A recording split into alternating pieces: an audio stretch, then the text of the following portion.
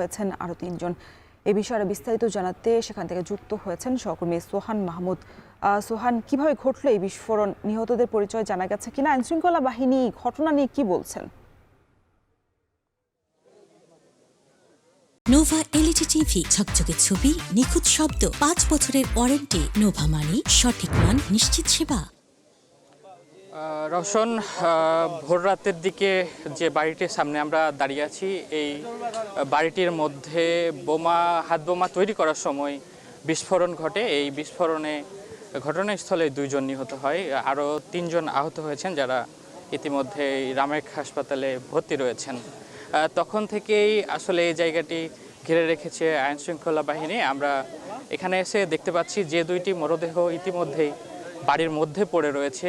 এদের আসলে এখনও নাম ঠিকানা পাওয়া যায়নি, পরিচয় নিশ্চিত হওয়া যায়নি, কারণ আরও ভিতরে হাত বোমা থাকতে পারে।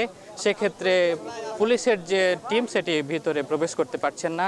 ডাকা হয়েছে বোমা ডিসপোজাল ইউনিটকে, তারা আসলে ভিতরে ঢুকে আরও হাত বোমা আছে কিনা সেগুলো উদ্ধার করবেন।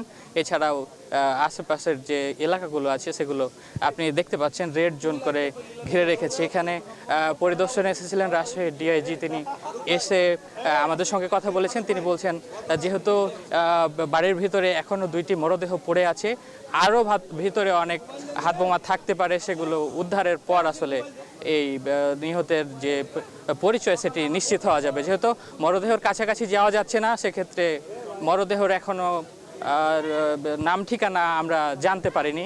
আমরা আশেপাশের বাসিন্দাদের সঙ্গে কথা বলছিলাম, তারা বলছেন ভোর রাতের দিকে বিকট শব্দ হয়, সেই বিকট শব্দে আসলে তাদের ঘুম ভেঙে এসে দেখেন তারা এই বাড়িঘরের দেয়াল পর্যন্ত উড়ে গেছে। তো রওশন, এই ছিল আমার কাছে চাঁপাইনবাবগঞ্জের চরবাগডাঙ্গা ইউনিয়ন থেকে সবশেষ।